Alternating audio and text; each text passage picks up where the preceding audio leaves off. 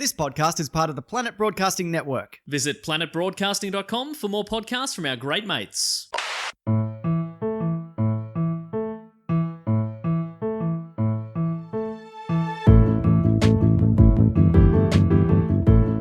Hello and welcome to another episode of Do Go On. My name is Dave Warnicky and as always I'm here with Jess Perkins and Matt Stewart. Hello. Hello, Jess. Hello, Dave. Hi. Hello, Matt. Hello, Dave. Team, how are you feeling? How are we doing? Wonderful. so Never good. been healthier, never been better. Never been happier. Never been healthier. Wow. I'm even healthier than Jess. Yeah. It isn't hard And because I'm she's mega sick healthy. as a dog. How are you, Dave? I'm probably the third healthiest, but still feeling pretty good. So great, you know. All right, great. That's very And Dave, promising. I'd love for you to tell us, because normally Jess and I do this, but I think you'd be very good at it. How does this show work? Well, I don't know how it's going to work today, but for the previous 250 episodes, what has happened is we take it in turns to report on a topic, often suggested to us by a listener. One of us goes away, does the research, brings it back. The other two people don't know what the topic's even going to be. So to get us onto that topic, the report giver asks us a pesky little question. And it's Jess's turn, and I'm wondering, have you written a question?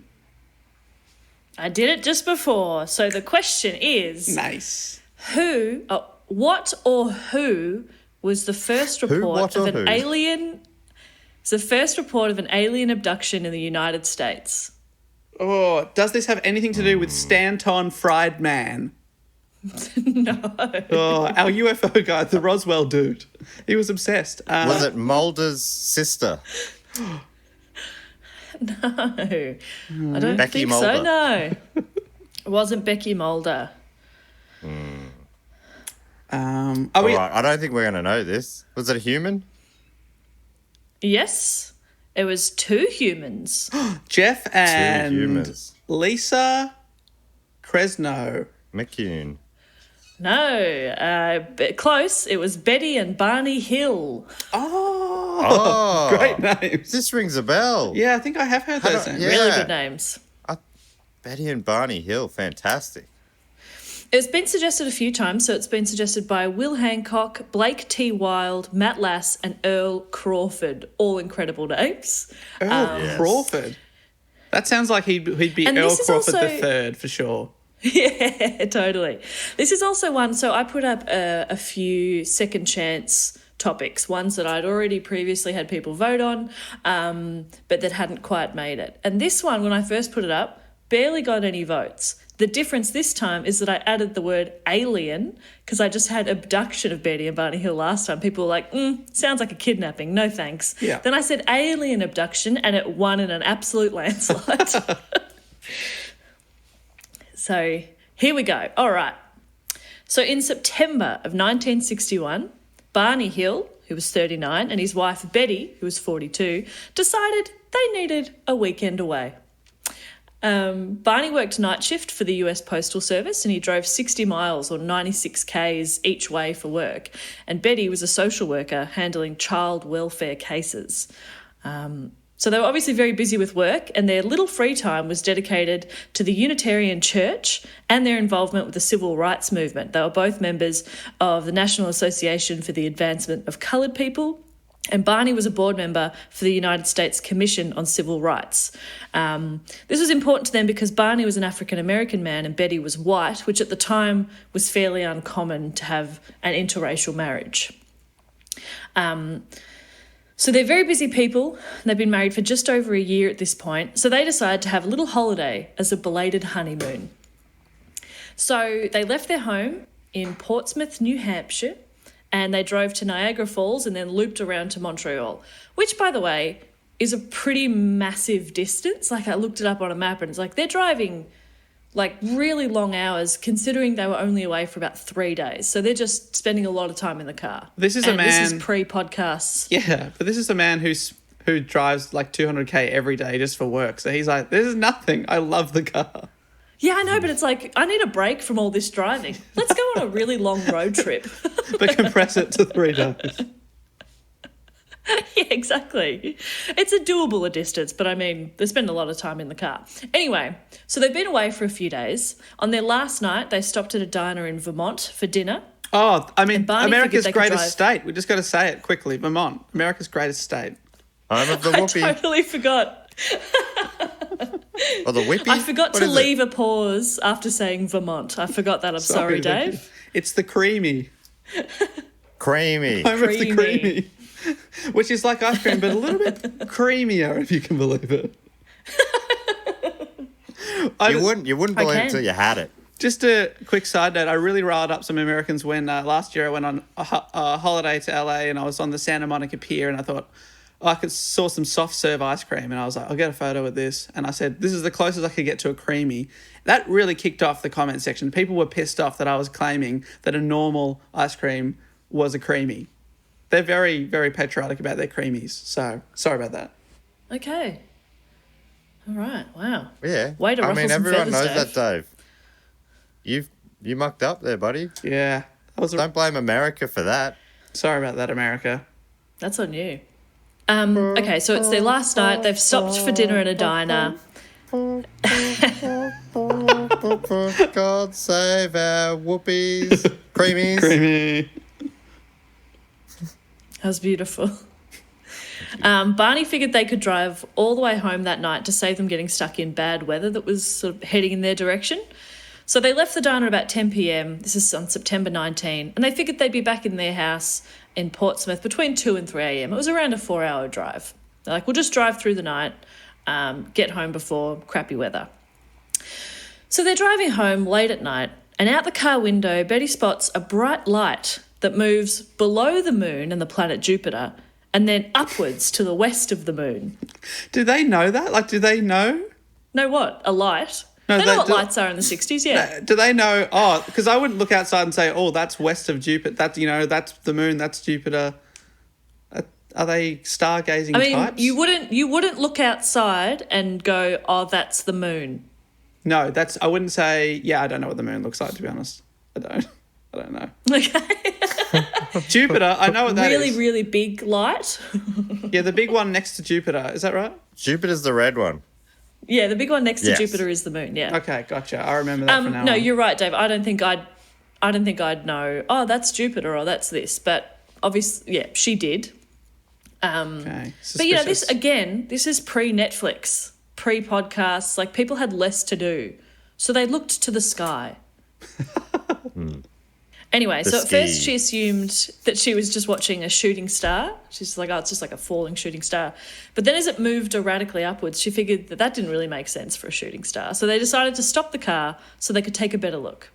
So Barney stopped at this scenic picnic area just south of Twin Mountain, which is a couple of hours northwest of Portsmouth. They're like halfway home. Betty pulled out the binoculars and observed an odd-shaped craft flashing multicoloured lights travel across the face of the moon. That's crazy. Dave, it gets crazier. No. Yes. I'm a bit scared. That does scare me. You should be. Well, Betty wasn't too scared because a few years earlier her sister had claimed that she'd seen a flying saucer. So Betty's like, oh, I'm probably just seeing a flying saucer. You know, nothing to be too concerned about. Checks out. Then Barney had a look through the binoculars and he said it was most likely just a commercial airliner travelling towards Vermont on its way to Montreal. So he's like, it's a plane. But he quickly changed his mind. Did he know that because last year his sister had been on a plane? Yeah. And he was like, she said they have heaps of lights on them. So he quickly changed his mind, though, because he saw that the object was rapidly descending towards them, which ideally planes don't do. Yeah. I mean, how quickly did he change his hope mind as a plane, what he thought was a plane, suddenly starts coming towards him? Yeah, that's not a plane. That's probably not a plane. It's probably not a plane. So they went back to their car and they started driving towards Franconia Notch, which is a narrow mountainous stretch of road, very isolated stretch of road. They continued down the isolated road, driving slowly so they can still observe the object as it appears to be getting closer. After driving and watching for a while, the object rapidly descended towards their vehicle, causing Barney to slam on the brakes and stop in the middle of the highway. The huge, silent craft hovered approximately 80 to 100 feet, so 20 to 30 metres above the Hill's 1957 Chevrolet Bel Air. That's a fucking cool sounding car. I don't know cool nothing car. about it. It might. They're those big, long ones. You know those long ones with wings and stuff? Yeah, Pretty sure. yeah. Nice. Barney said the craft reminded him of a giant pancake. Oh, I'm getting hungry. That's one of our most beloved Aussie Outback things is the giant pancake, I think. Yeah. Yeah. Yeah. Our most delicious landmark. Strange thing is they only serve crepes there. It's very weird. Very weird. Yeah, it's Hey, like Evan, you go to can the you Big get a Banana. chef- So Barney got out of the car. Fuck, that would have been great timing, Evan. He had his pistol in his pocket and he took out the binoculars to get a closer look. That's when he saw between 8 and 11 humanoid figures looking out the craft window at him. At the window. Whoa. Is that what? Yes. Were the aliens in that? Bel Air. Wow, through the windscreen, Yeah. they were What a looking at sick it. And that was Yeah. hovering. That was hovering. It was crazy. So they're looking out the window at him. That's kind of crazy. Yeah. Yeah. Like a It bus. is a bit. It sounds like a school bus. All the kids are just, alien kids are just waving out the school They're bus. trying to get him to honk the They're all horn. going, Honk the horn. do you remember coming back from like school excursions and the bus would come alongside a truck and all these kids are going, please honk. And then one truck driver does it and the whole bus goes like, yeah. And imagine God. if an alien did that. That would be amazing. It's the best. That would be next level. Yeah, that'd be sick. Okay, so there's 8 to 11 humanoid figures looking at him out the window. Amazing that this alien spaceship has windows. Does that mean it's got a glass floor? Is that what that means? Because they're looking down. I imagine a flying saucer, it's hovering there above. To look out the window, you have to look directly down, right? Are they looking through their glass bottom? Well, I mean, they're hovering fairly close, and I think they must sort of be maybe just in front of them, so they're kind of almost looking back at him. I don't know, Dave. I wasn't there. But they're looking at That'd him be out cool the if it was window. a glass bottom boat, you know, like they maybe they Yeah. are just tourists. Maybe not school kids there. It's like grey nomad bus and they're all there just sort of sightseeing. Yeah. Or maybe they're just trying to park and they're like, how much room I got back there? Hey, you. How am I doing back there? You know how there's the idea Keep that going. they're grey skinned? Maybe that's what older aliens are. You know, maybe they're normally green and as they age they get grey skin. Grey skin nomads. And that's all they are. Nice. So we keep seeing these grey skinned aliens, but they're just grey skinned nomads. They're just travelling. Just a They've done their theory. time working in the alien mines, Yeah. and now they're just travelling. So should they? Okay, so yeah, totally. Live your best life. So all but one of these humanoid figures turn away from the window. They go to do something, and then the one that remained continued to look at Barney and communicated a message telling him to stay where you are and keep looking. Oh, okay. Telepathically, I assume. Oh, you don't think this Whoa. is not hand signals? You stay. No, I don't think so. Keep looking. Stay watching. He thought he was doing signaling him that, but he was actually doing the latest alien dance craze. Yeah. Stop right now.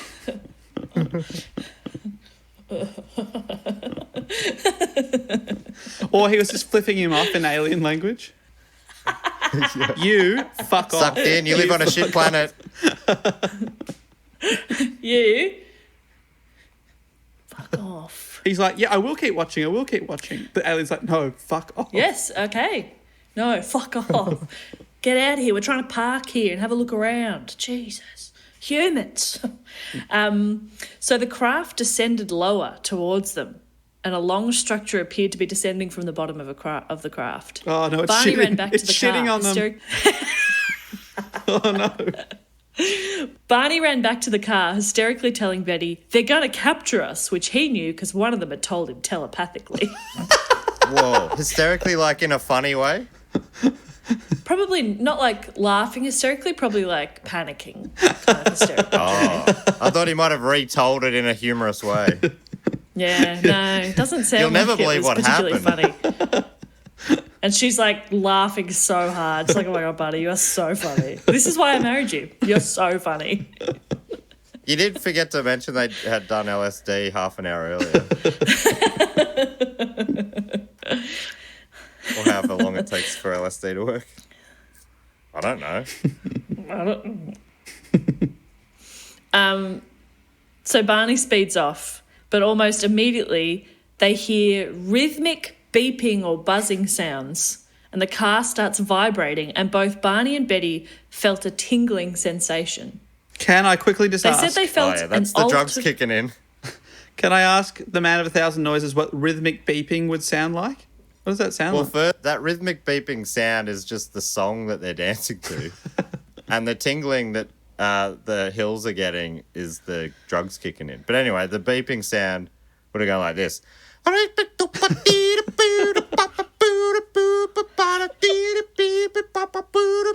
Something like that. That's rhythmic.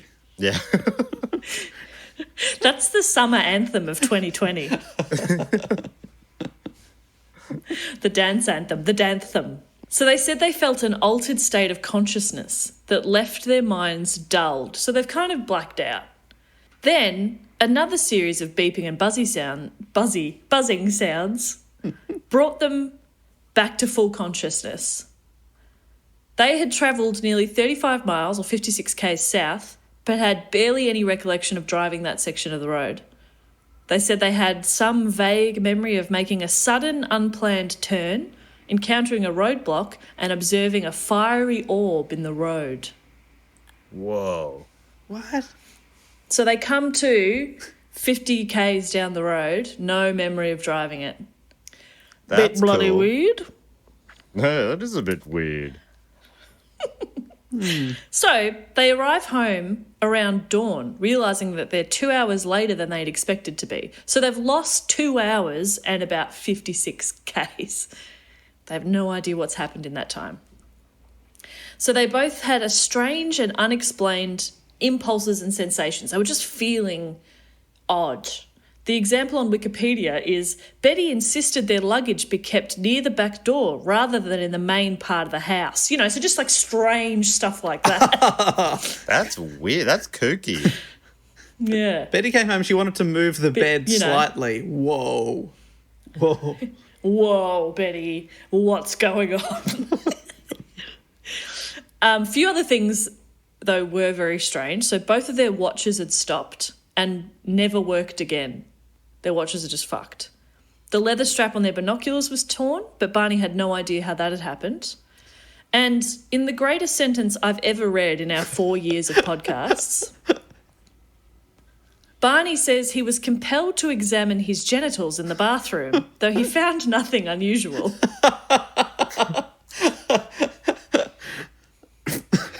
He was like, I just had to Everything's in check order? my dick. Did you have to check they were still there? I don't know. Wow. He's just like, what's going on? Like if something maybe something felt a bit off. If they've ripped binoculars, they could rip anything. I better check. Yeah. Oh, my I'm not God. in any always pain, assume but I the- better just check. I always assumed the probe was up the butt, but maybe it's up the urethra. Wow. Maybe. That maybe his dick had stopped and it never worked again. Just like his watch. Even a stopped dick is right twice a day.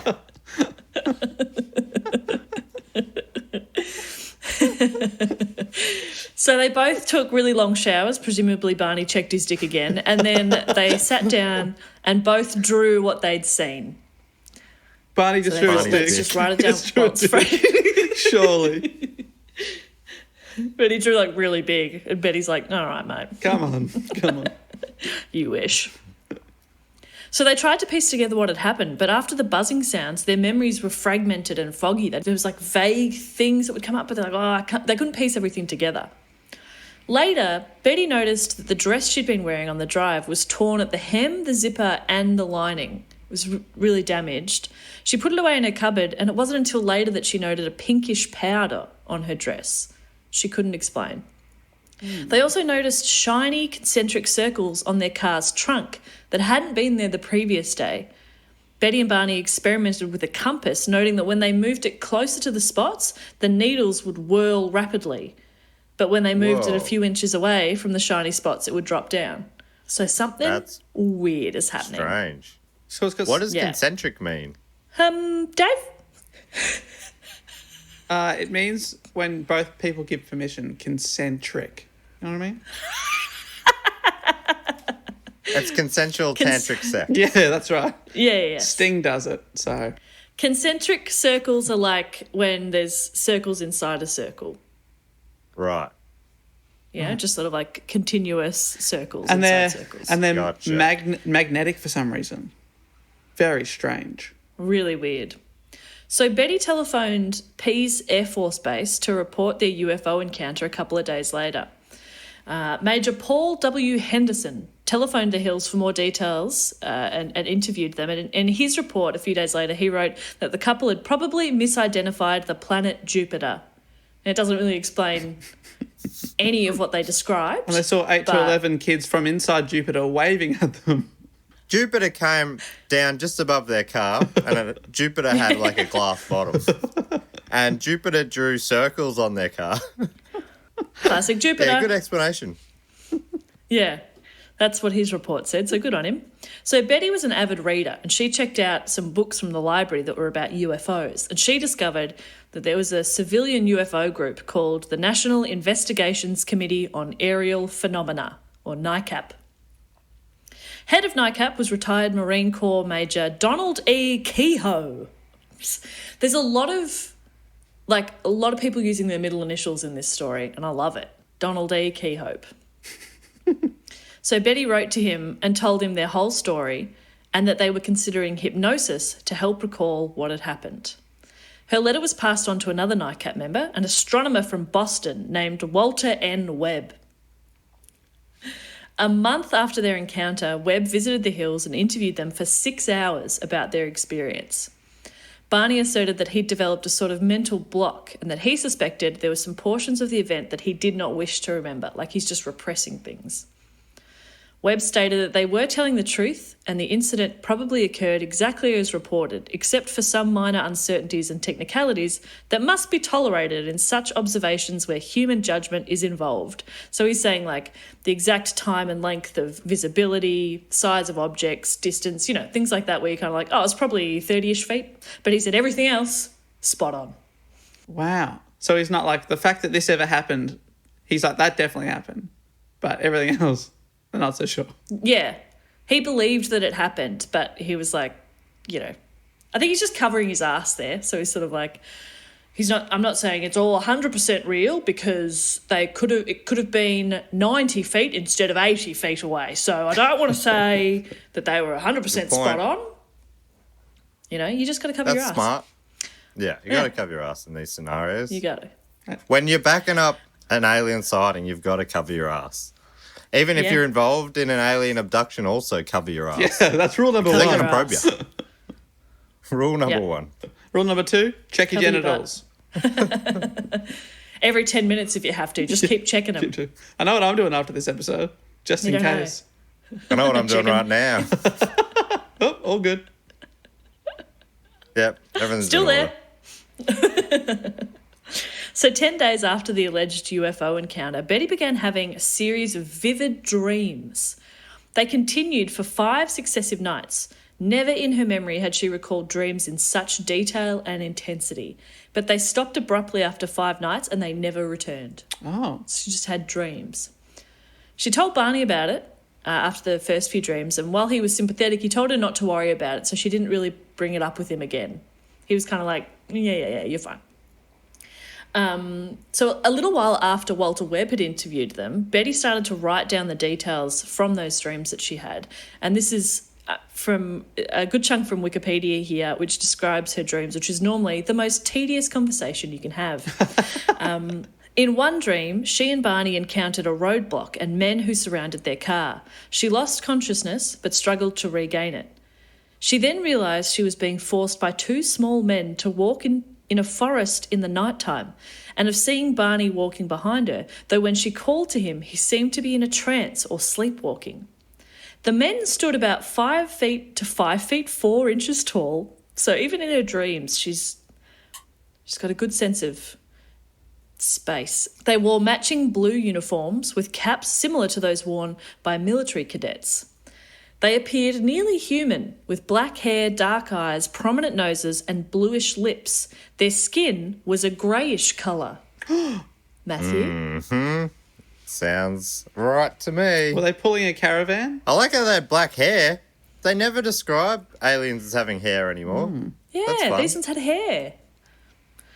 In the dreams, Betty, Barney and the men walked up a ramp to the disc-shaped craft of metallic appearance. Once inside, Barney and Betty were separated. She protested and was told by a man she called the leader that if she and Barney were examined together, it would take much longer to conduct the exams.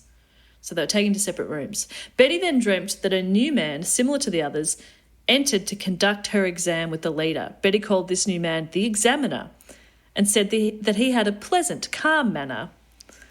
Though the leader and the examiner spoke to her in English, the examiner's commands of the language seemed imperfect and she had difficulty understanding him. I mean, they probably know heaps of space languages, okay? Yeah. You can't do them all perfectly. How bloody rude. That's disappointing that she didn't give him, the benefit of the doubt there. How well do you speak alien, Betty? Yeah, you weren't trying. Jeez Louise. So the examiner told Betty that he would conduct a few tests to note the differences between humans and the craft's occupants. He seated her on a chair and a bright light was shone on her. This is still all from her dream journal, basically. The man cut off a lock of Betty's hair. He examined her eyes, ears, mouth, teeth, throat and hands. He saved trimmings of her fingernails, gross. After examining her legs and feet, the man used a dull knife, similar to a letter opener, to scrape some of her skin onto what resembled cellophane. So they're just taking samples. He then... Oh, no, I don't want to read that bit because it made me feel uncomfortable. He put like a needle in her belly button. Anyway, the examiner left the room and Betty engaged in conversation with the leader. She picked up a book with rows of strange symbols that the leader said she could take home with her. She also asked from where he came, and he pulled down an instructional map dotted with stars. He just had a map handy in the wall. Well, glad you asked. Bloop. In Betty's dream account, the men began escorting the Hills from the ship when a disagreement broke out. The leader then informed Betty she couldn't keep the book, stating that they had decided the other men did not want her to even remember the encounter. Betty insisted that no matter what they did to her memory, she would one day recall the events. This is in her dream. She's like swearing revenge on them.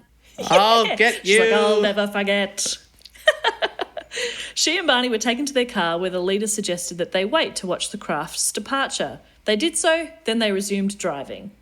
So that's the end of her account of her dreams. Wow. Those are pretty... Very detailed, yeah. Pretty vivid. So what year was this again, Jess? 61. So it feels like this must be one of the most influential ones, because this feels like how these stories are often told now. This has got a lot of X-Files about it. So I wonder if, unless it's just a true story, and in which case, of course, there'd be consistencies. But, I wonder if it's been influential. Also, another question... did they have any influence over the writers of the Flintstones? Because there's a couple in that called Betty and Barney as well. Betty and Barney Rubble. Oh, yeah, good point. Look, I can't confirm or deny, so I'm just going to say yes.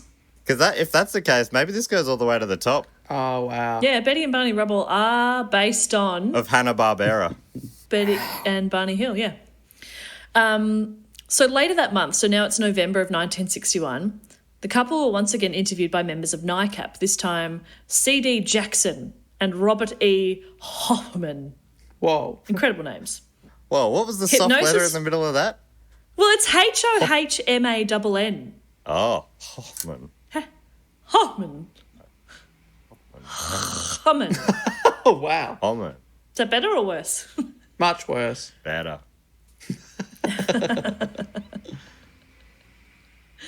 So in this conversation, hypnosis was brought up, but it was decided they'd try it in order to elicit previously irretrievable memories. So let's give hypnosis a try. Barney was skeptical, but he thought it might help Betty put to rest what he described as the nonsense about her dreams. What? This guy also thinks he was abducted, right? And he checks his dick all the time. Well, he does and he doesn't. Oh, okay. He's constantly... He kind of seems... He's not sure. Okay. Betty sort of seems more like, we were abducted. And Barney's like, I don't know. So they decide to do hypnosis and sort of see what will happen. But it seems finding the right person for the job was difficult. After speaking to a couple of people and being referred on a few different times, the Hills eventually found Benjamin Simon from Boston. He was a psychiatrist and neurologist who specialised in hypnosis, which at the time was a very mainstream technique. By the time they first went to see him, it was December 14, 1963, so it was 2 years after their encounter. Simon determined pretty quickly that the UFO encounter was causing Barney far more worry and anxiety than he was willing to admit. He was like, this is eating you up inside. And while he didn't believe that there had been an extraterrestrial encounter, he believed that the Hills believed they had one. So he hoped to uncover more information through hypnosis. So he began hypnotising the Hills in January 1964. So in his sessions with Barney reported that the binocular straps had broken when he ran from the UFO back to his car, like when he was first looking at it and they were saying, stay there. He recalled driving the car away from the UFO, but that afterwards he felt irresistibly compelled to pull off the road and drive into the woods. He eventually sighted 6 men standing in the dirt road. The car stalled and 3 of the men approached the car. Barney related that he and Betty were taken onto the craft where they were separated. So it's kind of lining up with Betty's dreams. He was escorted to a room by 3 of the men and told to lie on a small rectangular table. A cup-like device was placed over his genitals. Oh, cup-like. He says he... Cup-like. Okay. He says he did not Someone want experience to an have a drink orgasm. of that. He says he did not experience an orgasm, though he believes a sperm sample was taken. Thank you for the detail there, Barney. I got to say, what a rip-off. Come on, I mean... Disappointing. Gee, just give him something out of this. He's getting nothing out of this. Help a brother Maybe that's out. how they got it. Maybe it was they just ripped it right off, ripped it right out of him. So what is he suggesting? They like inject it into his sort of his semen sac or whatever it is, and just squeeze it out. Is that what they reckon? Oh, Yeah. Unfair. It is a bit unfair. At least no wonder he doesn't want to relive it. That sounds painful. He did also... It's funny because I actually took it out of the report, but he did say that something was inserted into his anus and then very quickly removed as well. oh, they're like, oops, sorry, wrong hole. Okay. They've... It was meant for the belly button. Oh, sorry about that. So similar to Betty, they were sort of like looking at his skin, his ears, his eyes, having a look at everything. He said he could feel someone feeling his spine, and it seemed like they were counting his vertebrae. So that kind of lines up with Betty's dreams, where they were sort of trying to compare what humans were like based on, versus what they were like. So they're counting his vertebrae. Betty reported so in her hypnosis sessions as well, she remembered a conversation with the leader that she understood in English. Barney said the same, that he heard them speaking in a mumbled language he didn't understand, yet he also understood them in English. Okay. Speaking in tongues. Yeah. Maybe this was religious. No, I think Could this because have a few been times the they second communicated coming? with him, Barney said it seemed to be thought transference. At the time he was unfamiliar with the word telepathy. So when they're communicating with him, their mouths aren't moving. He's just like aware of what they want him to do or what they're trying to tell him. Right. So That's pretty cool. pretty crazy. So maybe the way that he's hearing it in 2 different ways is somehow they've got software that translates it into English in his brain, and he's hearing them speak and then his mind translate it. That's pretty sick. I believe it. Yeah, I reckon this is all real. Okay. That adds up. That sold it for you, didn't it? That sold it for me. That little detail.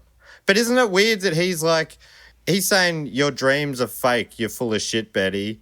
But obviously, you know, we were there that night and we both saw that alien and stuff. But everything since then, you know, isn't that weird? Why doesn't he? Yeah, why it's isn't he very on board? strange. Or is he starting to believe? Well, I mean, maybe that's just his way of dealing with it. True. So, Dave, Matt is very much a believer. How are you feeling at the moment? Look, I want to believe, but I'm not there yet. I'm not there quite just yet. Okay. You're the skeleton in my moulder, Dave. That's right, absolutely. I am a medical doctor, and I've seen evidence. I've seen all the evidence in the world to say that aliens are real, but still, I will not believe next week. Whereas I'll have a wild guess at a very specific theory to explain a weird series of events, and I'll always be right. Always. So that's how we're different. Always. Just like sometimes, like, how have you come to that conclusion? 5 minutes later, oh, he was entirely right, because that's just how they wrote the episode, I guess. Great show. I absolutely love it. Cannot recommend it enough. I'm starting to battle with it. I'm struggling to get through season 3, which I read is the best season. Oh, It's been my least favourite so far. interesting. I think I enjoyed season 2 the most. Yeah, love number 2. Season 2 is great. So with the hypnosis, in her sessions with Simon, Betty would describe the map that she'd also seen in her dream. So it's coming up again in hypnosis as well. So she sketched the map from her memory, which consisted of 12 prominent stars connected by lines. She said she was told that the stars connected by solid lines formed trade routes, where dashed lines were less travelled to stars. Right, and that's how much she remembers. Wow. Pretty fun. Well, some people have like taken that map and like tried to figure out what it would be, and yeah, it's become its whole big piece of evidence, which I don't go into in too much detail here, because we just don't have the time. But and also I didn't fully understand it. Right, so it doesn't match up. Does it match up to any stars, or people are still searching for it? Are they? I think it matches up to, it does match up to some stars, or people have matched it to them. But I don't know enough about it, but a part of me sort of feels like it's confirmation bias, you know? Sort of like I'm making it fit in with what I want the answer to be. So you're being like Do you know what I Mulder. mean? But don't worry, that's the way to do it, Jess. Just make it up to how you want it to be, and then it'll be right. Yeah, great. So after seeking the help... What I'm trying to establish, Jess, is this a Forrest Fenn type situation, and in 3 weeks someone will solve this mystery and find the stars and Whoa. confirm it 100% when we do a podcast on it? I don't think so, because people pretty much already have. So it's already been done. Well, they'll do it again Yeah. in 3 weeks. They'll do it again, and they'll do it even more confidently. So after they sought help of hypnosis, Betty and Barney felt better, and they were able to go on with their lives. You know, it wasn't causing them as much anxiety and stress anymore. They talked about their experience with family and friends, but they never really sought out attention from the media. You know, they didn't want... And I suppose, like, it would be such a hard thing to talk about, because no one would believe you. You know, it would be the worst. But yeah, they talk about it with people, but they're not, like, really going out of their way to tell their story. But then in 1965, they gained some attention internationally after a reporter named John H. Luttrell wrote the front page story in the Boston Traveler titled "UFO Chiller, Did They Seize Couple?" They is so in capitals. Apparently he'd found recordings of conversations that they'd had with that NICAP group, and I think he'd even found or got copies of some of their sessions with the psychiatrist, like stuff that he should not have been able to get his hands on. Right. And he's written this article, and then it's just sort of the story's blown up. The following year, in 1966, just gonna have a drink here. You know, there's a fun fact about that year. The mighty St Kilda Football Club won their one and only VFL-AFL premiership that year.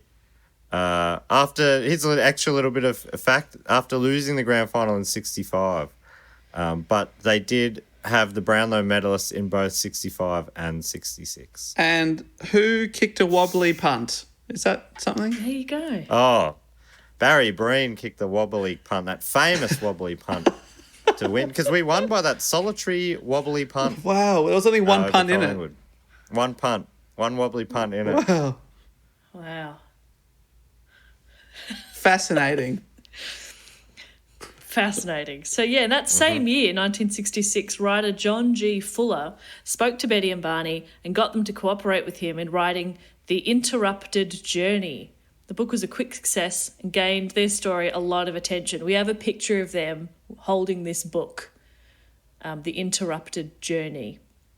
There they are. Whoa, Betty looking thrilled, so serious. obviously. Right, and is that Barney's stopped watch? Yeah. Was he still wearing it all these years later? Maybe he replaced it. Who knows? Yeah, that's them. That is same stopped cock.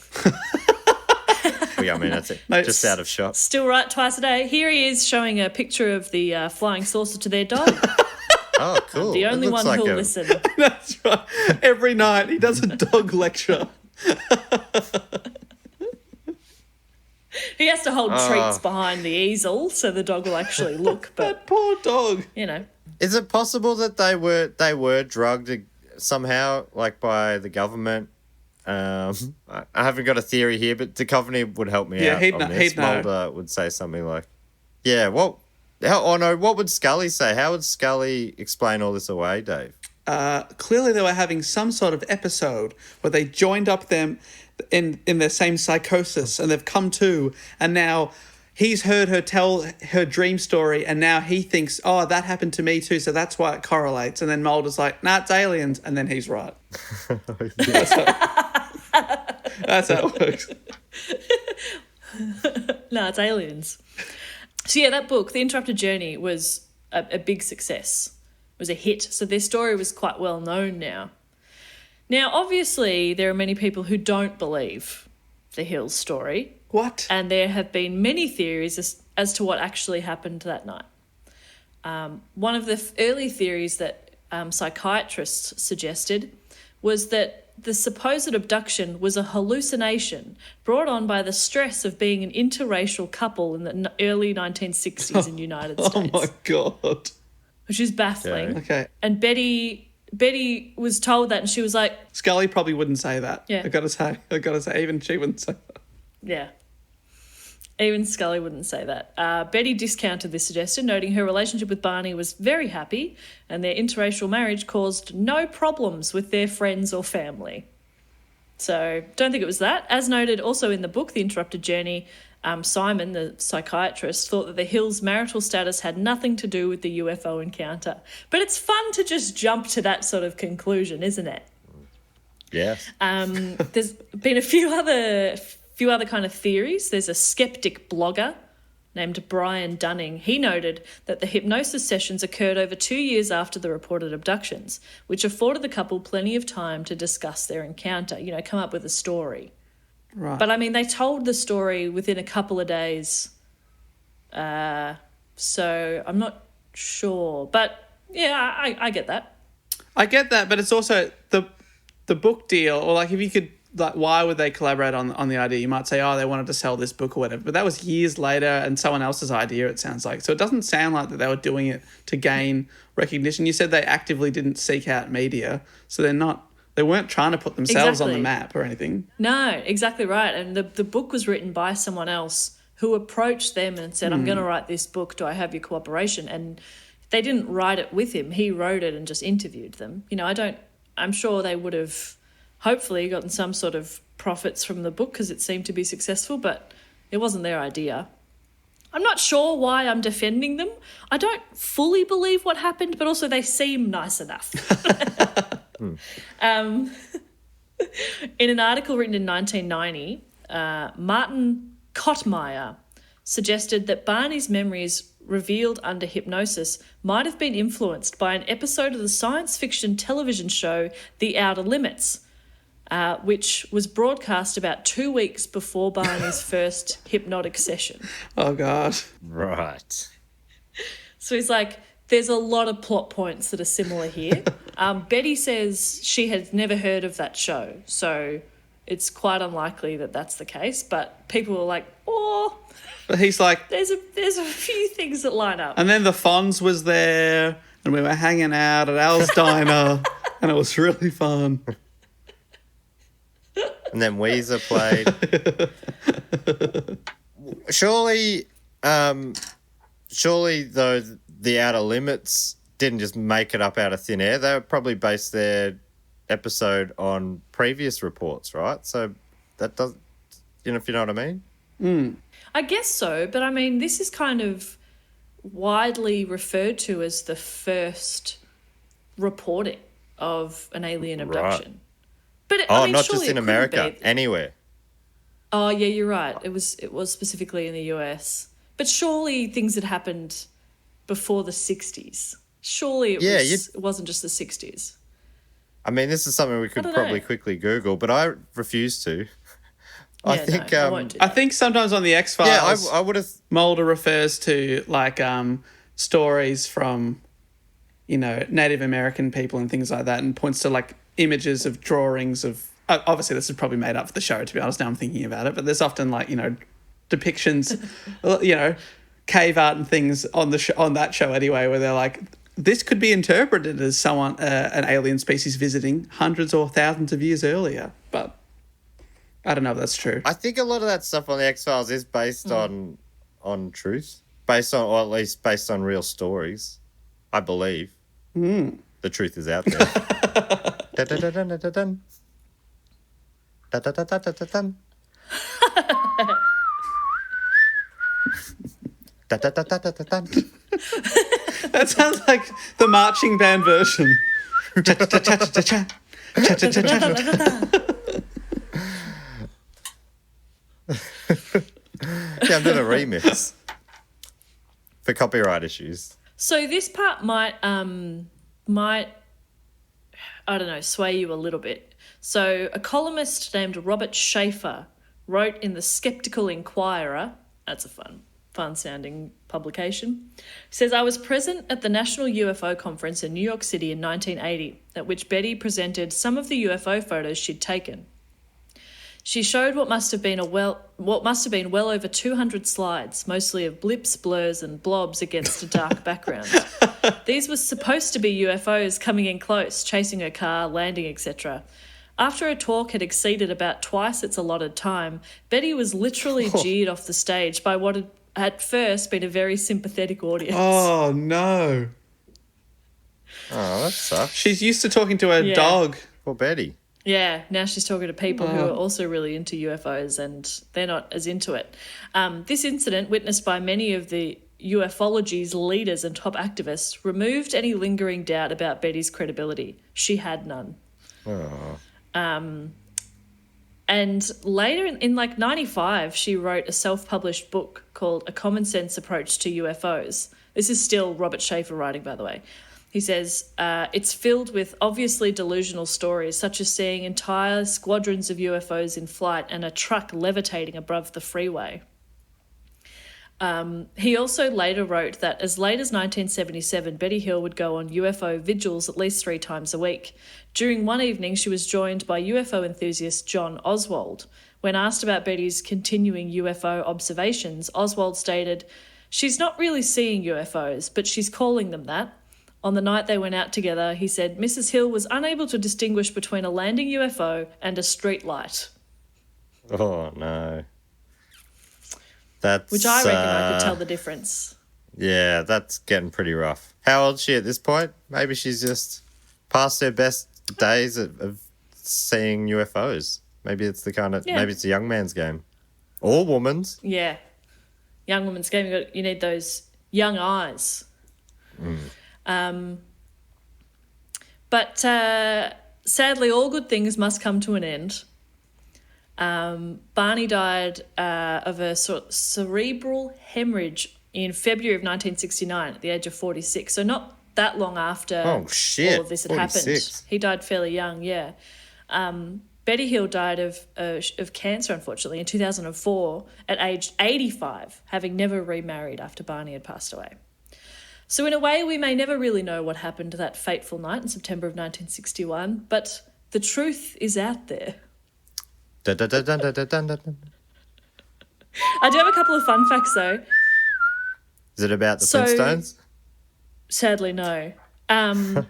There was a 1975 TV film called The UFO Incident, and portraying Barney Hill was James Earl Jones. Oh, great. Mufasa. I am your father, Luke. Oi, Luke, I'm your daddy. Oi, That's him. I'm your daddy. And there was also another little fun fact here. Last year in 2019, the Hill story was talked about on the Joe Rogan Experience with guest Dan Aykroyd, an expert in the field, I assume. He is. Dan Aykroyd's a huge ufologist. His dad was as well. Big alien man. So there you go. But yeah, that brings me to the end of the report. And now that we've got all of the information, what do you reckon happened? Well, I think what happened here is the UFO community were jealous that they never had a cool story like Betty did, and that's why they jeered her off the stage, because they were bitter losers. Don't get bitter, get Betty. That's what I say. That's beautiful. What's your theory, though, Jess? Well, I mean, something must have happened, hey? I'm not sure what. So I'm just going to say that it probably happened. Dave, what do you reckon? I want to believe. I reckon that it must have happened, right? Yeah. Why else would Something they continue on happened, with and the story then for all maybe these she was years? chasing that dream and nothing else happened since, and she maybe lost it a bit. Maybe it broke her. Something's happened there, and I think it was the US government, allegedly, drugging them. Can I say I think you're MK right. Ultra? I think you're right on something there. Like, I think she sort of was chasing more information on what had happened to her, you know? Like, she became really interested in UFOs, maybe even a little bit obsessive about them, because she wanted to understand more what she believed had happened. That's what I reckon. Something happened to him, but it's unclear what. Maybe something in the water. LSD in the water. Yeah, a certain kind of mold got into their water. I mean, that actually has happened on the X-Files. Yeah. But yeah, so that brings us to the end of the actual report. Well, that actually brings us to everyone's favourite part of the show. That report was so good, Jess. I reckon it was one of the best ever. Wow. Thank you. And I'm saying that because I believe it. You nailed that. Are you stalling because you're trying to find the fact quote or question? Because I thought, you know what? Last week was the celebration for 250, but Jess brought the party here today. So firstly, we like to go through people's fact quotes and questions. And the way you get involved in this is if you go to the Patreon, patreon.com/dogoonpod, and you sign up to the Sydney Scheinberg Deluxe Memorial Edition Rest in Peace level, and you get to give us a fact, a quote, or a question. You get all sorts of other rewards as well, and there's all sorts of different levels for every budget. You know, in the entries level, you get to vote on a topic every 3 weeks, all the way up to getting a video every month from us, and also voting for 2 of the 3 topics and getting to give us a fact quote. There's all sorts of different things. So the main thing probably is the bonus episodes. Yeah. And we do 3 of those a month now, and they're always a lot of fun. We do 1 bonus report.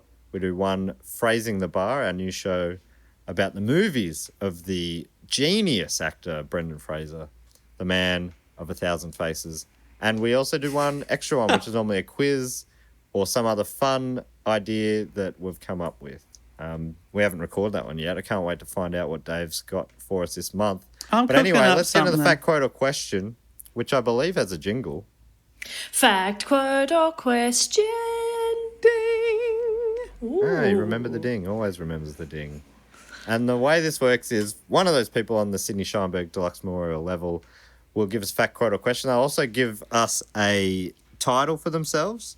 And this week, to kick us off, Jessica English, who's given herself the title of Chief Inspiration Officer. Oh, love that. I feel inspired. I do too. I love that very much. And I also love her question, which I've read. It's very quick. What are your ideal napping conditions?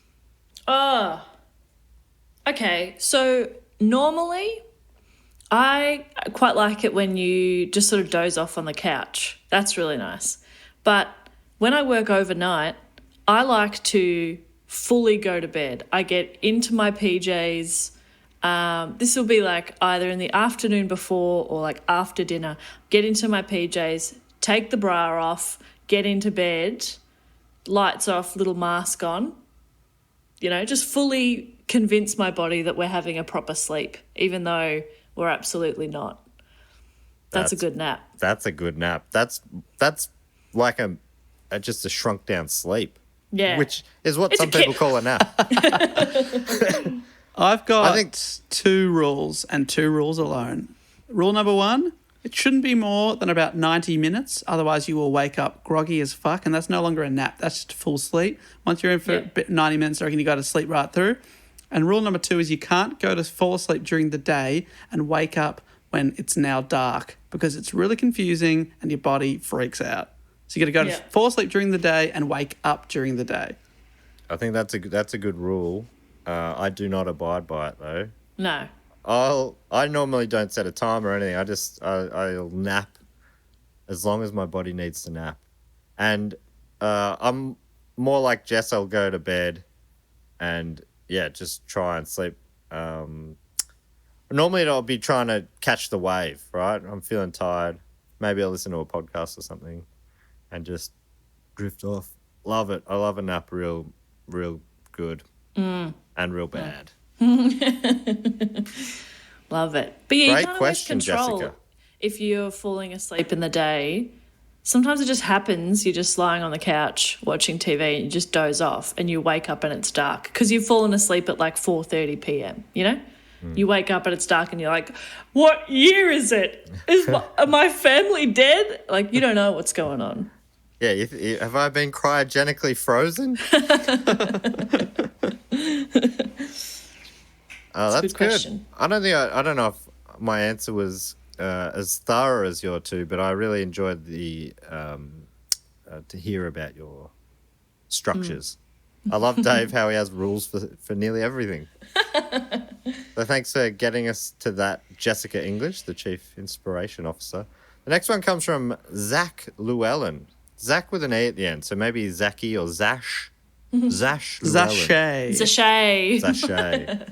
The Junior Vice Chancellor in charge of distribution of Grindage and Wheezen. Wheezen. Wheezen the Juice. I wonder. Grindage. Thanks, Zach. Zashi. Zach also has a question, and it is ska or scat? Can we get a final ruling on which is which? Scat versus ska. Ska versus scat. Now, Jess, I'm pretty sure no you're the idea expert on what this. scat is. Okay, well, Dave was in a ska band, so you've got some expertise in this area. Yep, that's right. The Wheeze, was it the Wheeze Hornet? I The wish. Wheeze Hornet. Basically, if you want to know what ska is, you got to go back and listen to Weed Hornet. Okay. For example, songs like Criminal, Never Knew, Who Cares was one of our hits. That sounds so ska. Who cares? Can I do a little snippet of one of your ska songs? Please do it. My favourite is Criminal, and it goes a little something like this. Criminal. That's my favourite bit. Yeah, that's real good. That's the scat bit in the ska song. Is that right, Jess? There's a No, bit of that's scat in the ska music. That's ska music. That's what it is. She's doing ska in the ska song. Oh, okay, But, sorry. but yeah. scat, I don't really... You're scarring. I also don't really know what that is. Do we have that in Australia, scat? I don't think scat's a thing. I think Zach's very confused there.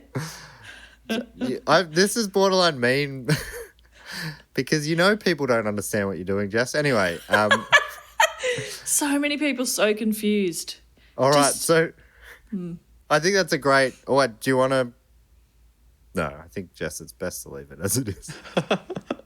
In the imagination. Let the joke lie. It's like I'm not going to explain. The next one comes from Hilary McKay. Thank you so much, Zach. This next one comes from Hilary McKay, whose title is Queen of the Mile People. which I wonder if that's not a typo for mole people, then maybe there's somewhere she's the queen of people who are a mile tall. Whoa. Or a mile deep. Whoa. Like moles. Like moles? Could it be? Hillary McKay, I love it. Either way, that's fantastic. Hillary's also asked a question. And the question is, where did Bop come from? The nickname, but also the enigma that is Jess Bop Perkins. Where does she get all her funny? Well, the nickname came from a very early episode. Episode Which 10, episode was it? It was episode 10, Oh, the Big shit. Bopper. Yeah, it was. And because, we mentioned the Big Bopper, whose name was J.P. Richardson. And my initials are J.P. So from there, we extrapolated Bopper, which then, in classic Australian fashion, we shortened to Bop. And here we are, 240 episodes later, still doing it. Nearly 5 a years. great I story. did not think that was going to really take off, but it has. Do you remember? We shouldn't have condensed the story so short. Really, we should have saved this for a full episode. When we went to, we were going to the UK last year. I was buying a couple of things online that I needed, and I was $5 away from free delivery. So I was like, all right, let's look at some, what they got cheap. And they had silk eye masks that you could personalise for $5. So I got one, and it says Bop on it. And I have that in my house now. So that's fun. It's a little fun fact, I guess. It's really made a mark on you. Yeah. I'm going to get you two to tattoo Bop on yourselves. It'd be weird if I did, obviously, but it'd be flattering if you did it. Can we get I'll do it can we get for a sure. professional to tattoo it, or do we have to tattoo it ourselves? 'Cause that's I'll do it. okay. Okay. Can you do I'll a mark short you. course at least? All right. Thank You can brand And me. the second part of that question, Jess, where do you get all your funny? Where do you get your ideas? Where do I get my Have you funny? always been funny? Yes. Of course I have. I don't know. Genetics. My parents are pretty funny. My brother's very funny. Funny genes. You know, when you grow up a kind of weird kid, you just have to develop a sense of humour. When you have teeth as messed up as mine were, you develop a thick skin and a sense of humour. Right. And now I've got fantastic teeth. Wow. Win-win. I know. So teeth is the answer. Yeah, If you get want to have shit funny teeth. kids, just mess up their teeth. Yeah, don't see an orthodontist in a timely manner. Actually, we went. I had braces when I was 11. Of course That's you did. young. That's young. Affluent, East, anybody. All right, well, that answers your question there, Hillary. Fantastic question. Well asked, well answered. And finally, Thomas Doppelreiter, Thomas. also known as official quiz master of the Dugon Patreon Facebook group. You can upgrade that now, Thomas, to the official quiz master of the Dugon Patreon bonus episodes as well, because we did an episode that was written by Thomas last month, and it was fantastic. Listen along, be frustrated with the question we didn't get. And Thomas has also asked a question. His question is, if you could be a movie character for one day, who would you like to be? For example, Indiana, I like how he's listed examples of movie characters. For example, Indiana Jones, Darth Vader, the shark from Jaws. Ooh. Fantastic use of the rule of three there. My first answer, first thing that came to mind would be Captain Marvel.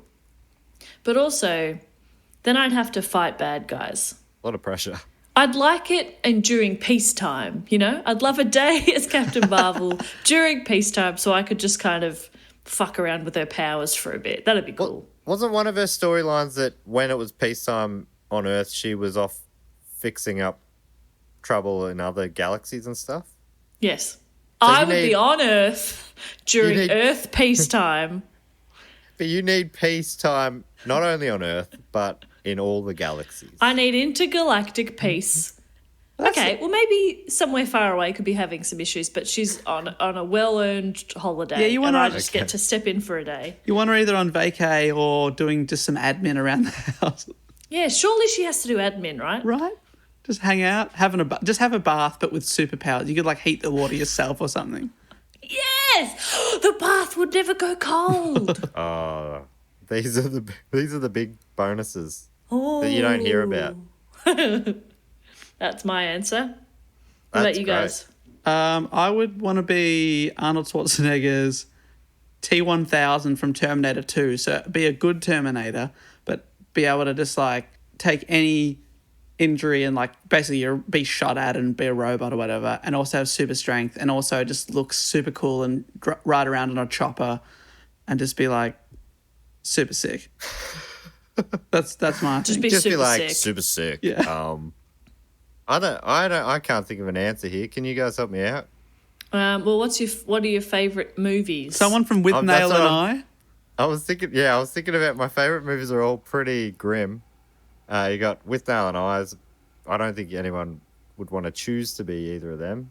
What about Brendan Fraser as Rick O'Connell in The Mummy? Oh, God, that'd be pretty good. just to have the hair, you know? He looks so cool. Oh, And I like traveling and exploring and stuff, but I don't really like because that's back in the olden days, and I like modern medicine. Okay. it's one day. You're anticipating being Oh, it's sick. one day. Sorry, it's only one day. Is it Oh, one for day? one. It is for one day. Okay. It's not one Oh, life. And you're for one day. anticipating I'll have a cold. You're like, oh No, no, I'll I get thought this was for consumption. life. Oh no.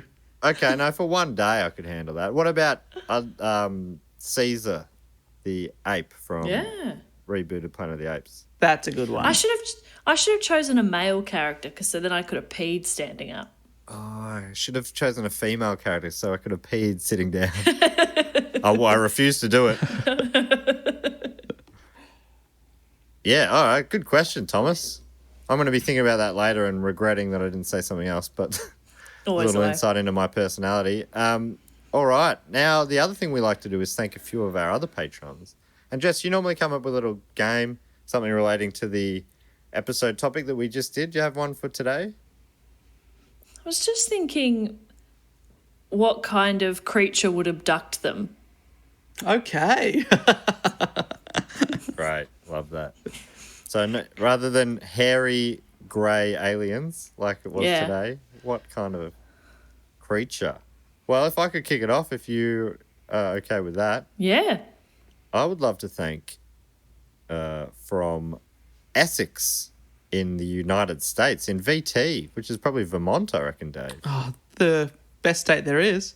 I'd love to thank Zach Briggs. Zach Briggs Zachary Briggs. is abducted by circus bears. Whoa. Whoa. There's one bear, the leader is on a little unicycle. That's but they're wild. very friendly bears because they've known how it feels to be trapped in the circus. So they're very Yeah. friendly to Zach. That's but nice. They take him in and they teach him how to ride a unicycle. Oh, friendly circus bears. So they are escaped circus bears. Yes. Now they're living their life on the lam. Yep. I don't know what does on the lam mean? Anyone know? On the run. On the run. It was great. They're on the lam. Fantastic. Oh, that's a real good one. I wonder what Zachary's experience of creamies is. Yes. Perfect. In fact, Perfect He's episode. the guy to ask. he might be. Actually, this makes total sense. There was a Zachary from Vermont that sent me a Vermont shirt with creamies on it. So I imagine.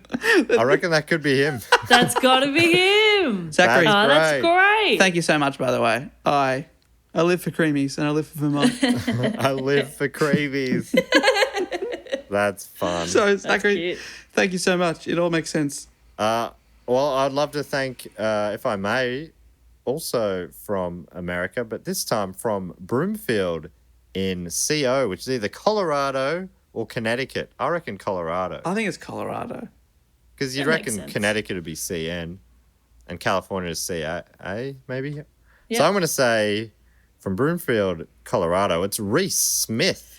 Reese Smith. Oh.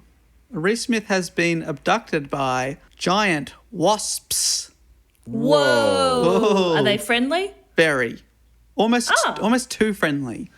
Oh, they're like they're They really fuss over him. Yeah, like they're pampering him, and he's like, "Can I just have 5 minutes alone?" And they're like, "Oh, yes, sir. Can I get you anything?" Of course. Can we leave you? Can we give you? Do you want a We'll get drink? a Are you snack. good? And he's just like, "Just leave me alone, please. Let me pee standing up." Yeah, I get it. That's good. If I could pee standing up, I would. Oh yeah, enjoy it. Who did you pick? I reckon Captain Marvel she'd have the power to pee standing up, surely. She can do anything. Yeah. Yeah. Yeah, you're right. I could. Yeah. But maybe that's how she keeps the bathwater warm. Oh, Dave. It's funny. That's a funny one, Dave. Well done. Thanks, everyone. And for my final shout out this week, I'd love to thank. Well, she hasn't got an address down, and I know she is a woman of the world because she's from America, but living in Thailand at different times. I'm not sure where you are right now, but I'd love to thank Linda Moulton. Thanks, Linda. Linda has been... Dave, I'll set you up. Linda has been abducted by tiny... little chicken nuggets. Whoa, nuggies. But like really little ones. Like so small, like tiny. Oh, cute. Little nuggies. Like Little nugget. popcorn chicken kind of small. Basically popcorn chicken, but we want to avoid copyright, so we're just calling them little chicken nuggets. Yeah, great. Mini nugs. Mini nugs. Nugs. How did they abduct her? Are they sentient beings? Yeah, they've been sentient this whole time, and we just didn't realise. What? But Wait, what? That sounds like... remember those Futurama little guys? They were little popping things that everyone thought were delicious, and it turned out they were alive? I don't remember that, but I may have that stolen that. happening here I as may well? have stolen that idea for sure. Oh, I do remember that. It was very upsetting. Very upsetting. If people ever ask me from now on why I don't eat meat, that's going to be my answer. That was probably quite traumatic to watch. Because Dave told me. Yeah, the chicken No, nuggets. because I do remember that. Nuggets. Yeah, those poor guys. So, abducted by little tiny chicken nuggets. And don't worry, Linda, if you want to escape, just eat your way to freedom. You'll be right. You'll be right. They're so small. That'd be delicious. May I please thank some people as well? That would be so nice if you could. I would love to thank from Kingaroy in Queensland, Samantha Russell. Oh, Samantha Russell. Sammy Russ. Sammy Russ. And Matt, what's Sam been abducted by? Abducted by sentient cricket bats. Oh, no. How Yeah, I many know, of them? Oh, there was a whole bag full. No Like six. way. Yeah. 6? 6 bats. Whoa. Are they know. friendly? Well, it depends on which one. You know, they're not all the same. Of course, yeah. I suppose that's yeah. Matt, That's actually pretty... Yeah, all cricket bats have the same sort of temperament. Actually a bit off there, Jess. Matt, do you remember when you misremembered the name of that cricket brand? Yeah. But then it turned out to be the right brand. Someone messaged me later, I think. A very confusing Wow. circumstances. It was SS, Stuart Surridge. And then I looked it up and it named something else, very confusing. But apparently I was right in the end somehow. Wow. That's all that matters. Thanks for taking us back to that great memory. What a great memory. I hoped that we would remember the exact, everything that you thought it was and then what it was, but it wasn't meant to be. But It wasn't meant to be. thanks, not today. Sammy Russ. But Thanks, that's been Sam. captured. Hasn't that been captured forever on a previous podcast episode? Yeah, go Yeah. search it out. It was a great moment in my life. I would also love to thank from Ottawa in Canada, Erica Parody. Oh, well done on the pronunciation there too, Jess. Well, Erica put it in there for us, which I love. No, she actually messaged me. I put it in there because thank you. She messaged me hearing I'd butchered a pronunciation on primates or something. She told me. I'm like, I'll make a note of that Yeah, good one. Good job. because I mean it's not phonetically that is not how you pronounce it, but I love it. Parody. So good. Parody. And Dave, Erica is abducted by... Nick Cave and the Bad Seeds. Whoa, So that'll be a bit of fun. Go on tour with them. that's great. So they do have a real rotating membership in the Bad Seeds. No original Bad Seeds still are in the band, I don't think. Right, yeah. So- They need a new bass player. They were like, This kid's got it. Let's get her. Yeah. Wow. Wow, that's Congratulations, great. Hopefully Erica. you want to play music live. Hope so. I mean, sometimes you just got talent and you just really you got to play to your strengths, even if Nick Cave's forcing you to. That's a good one. That's Thank a real you, good one. Erica. Also love to thank from Warrenton, VA. What's VA? That's Virginia. Virginia. Taylor H. Edgar. Ooh. Oh. We've had on this episode, you even noted, Jess, how many initials we had. Love it. Love it. I feel like people don't do that as much anymore. No. And I think it often happens with people who need to sign up to like actors will often have them because they can't double up on names. Yeah. And murderers, they often give the middle name because they don't want to ruin that name for everyone else. Oh, that's interesting. Yeah. So are you saying Taylor might be a murderer? Or an actor. Or trying to distance themselves from a murderer called Taylor Edgar. Oh, that's true. Taylor Edgar's already a great name, so really zhuzhed it up even further. Taylor H is great as well. Yeah. Taylor, of course, is abducted by a collection of confetti cannons. Oh, whoa. Whoa. About 100 of them. Are It's they- like quite a community. Are they aimed at her or them, I should say? I'm not sure about Taylor. Are they aimed at them? And Taylor's like, well, I better go with these people or they're going to shoot me with confetti. Yes, but then eventually, after a little bit, it was just like a communication breakdown. Once they sort of realise Taylor's friendly, they're friendly, then it's just a nice community that she's welcomed into, that they're welcomed into. So that's nice. Very nice. Dave, do you want to bring it home? I like the initials as well. THE, the. Oh, that's good. Yeah, I like that. All right, I got a couple of beautiful names that I want to get through here. And this is 2 for the price of 1 here. I would like to thank from McKinney in Texas. We've got Joseph and Alicia Moore.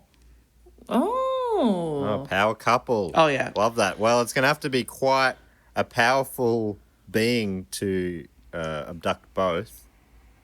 Any guesses there, Jess? Maybe, do you think it could be the whole crew of McDonald's monsters? Ronald, Grimace, Birdie, Hamburglar, Chief McNuggets, or whatever that guy's name is. Mayor McCheese. Yes. And what's the moon one? Bert Newton? Remember there was the McDonald's midnight. Do you know what I'm talking about? The singing smooth jazz moon. Oh, I mean, they're all very scary. Yeah. Do they still exist? They've dropped them, haven't they? Maybe you see Ronald a little bit, but you don't really get much of Grimace anymore. Right. Grimace was my Sadly. fave. I don't know what Grimace was. Grimace was my favourite as a kid. But I loved Grimace. Loved Grimace. Yeah. I don't know why. Still don't know what Grimace Why? is. Why did they have the Hamburglar? Showing people how to steal their own product. He's Very already strange. dead. So thank you, Joseph and Alicia. I'd like to thank now from Wattle Grove, very Australian sounding, in New South Wales, Jess Wooten. Jess Wooten. What a great name that is. Fantastic. Yeah. I love that. Love everything about that. Well done, Jess. Jess was abducted by a rainbow. What? That sounds Holy fun. crap. Yep. Rainbow came on down, took Jess up. He came on down. Oh. Did she get the pot of gold at least? Yes. Oh. That's good. Was So a leprechaun Jess- involved? Jess is mega wealthy now. Wow. Magic pot of gold? You don't hear enough good abduction stories, you know? Abductions get a bad name.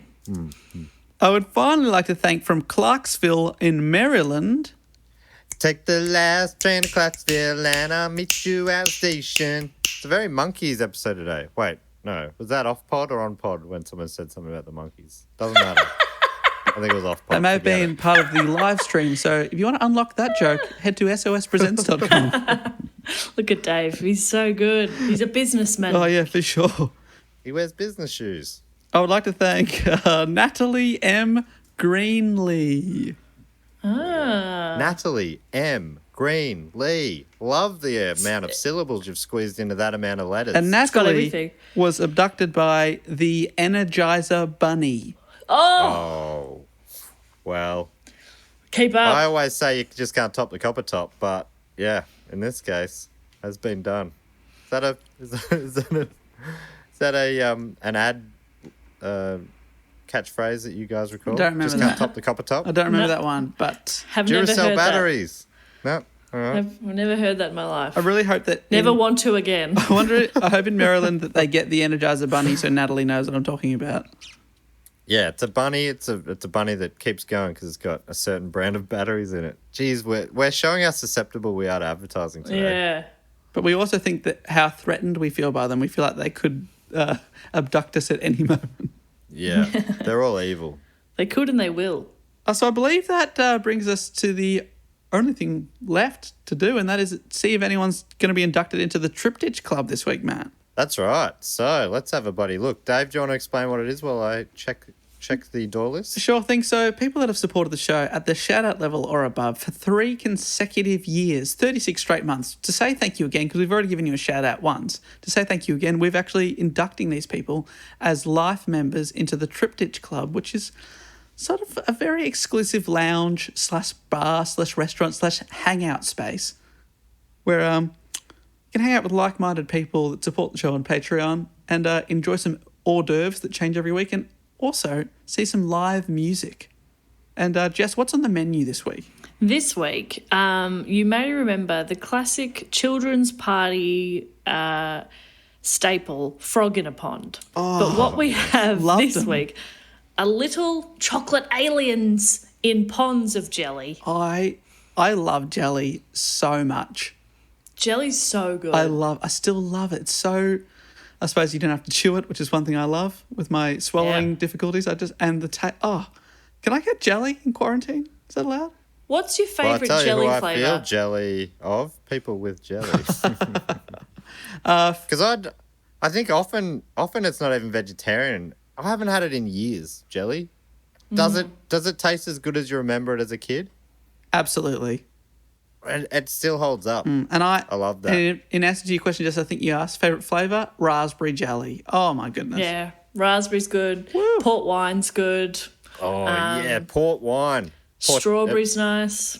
What about green? What flavour is green jelly? Do you like you'd often lime? see the ponds. Yeah, the ponds were green or blue. And I actually hated Frog in a Pond because it made the chocolate a weird texture.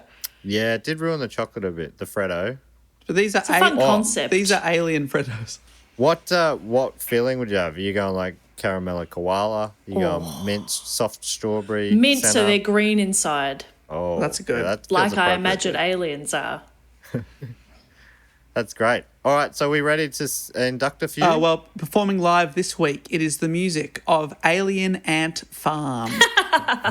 Performing all their hits, for example, Smooth Criminal and others. Wow. All right, Dave, are you ready to hype some new names into the club? Oh, all right, here Jess, we go. lift that velvet rope. We're bringing them in. Here we Okay. go. How many have we got today? We have 4 inductees. Oh, see what I can do. Here we go. From Phoenix, Arizona, it's James Duquette. Oh, Duquette like a phoenix rising from the ashes straight into the club. From Poruya, Wellington, New Zealand, it's Mike Shirley. Oh, surely you can't be serious. Yes, he is. From Camborne in England, it's Dom Benatar. Oh, this night has just gotten a little Benatar. Would you agree? Hopefully Dom can hit us with his best shot. And finally, from Louisville, Kentucky in the United States, it's Drew Johnson. Ooh. I just drew not the short straw, but the long straw with you arriving, my friend. Long Johnson, eh? How'd I go? Pretty good. Pretty good. I think how good you go is equal to how bad bad. you You're go. absolutely it's right. a Yeah. confusing system. You are right. You're so. But I think you were both great and awful there. Well done. Thank you. Thank you. And thank you. And welcome. And enjoy the music of Alien Art Farm whilst eating aliens in a pond. What a day. That's so good. Does that bring us pretty much to the end of this week's episode? Yes, Yeah. it does.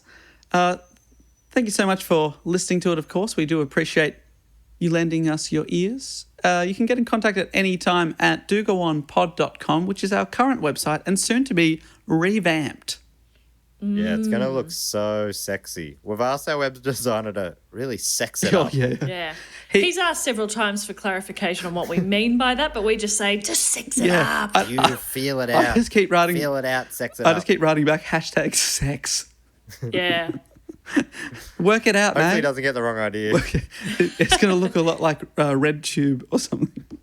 He also asked for websites that were inspired by. Dave sent him RedTube. So. Yeah. I sent him my own website.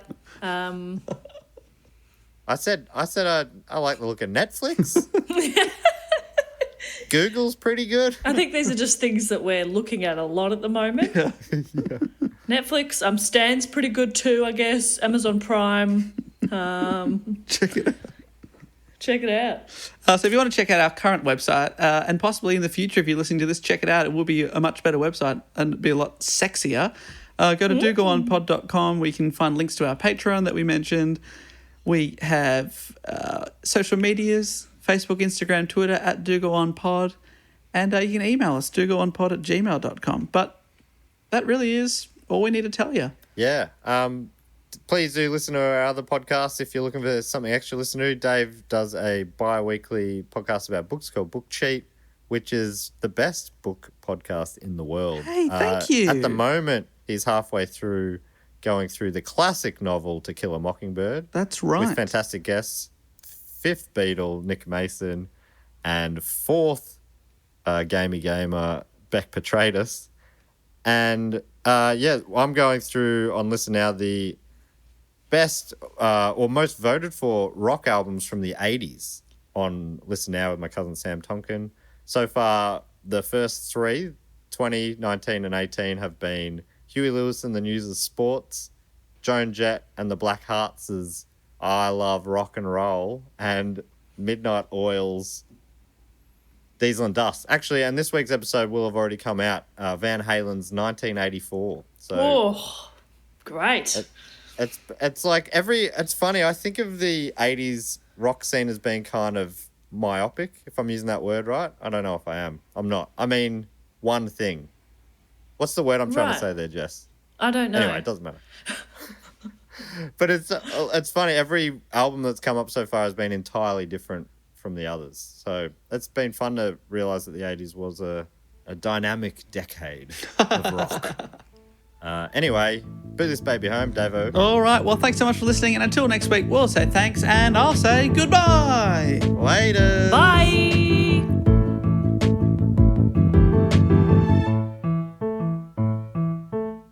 This podcast is part of the Planet Broadcasting Network. Visit planetbroadcasting.com for more podcasts from our great mates. I mean, if you want. It's up to you.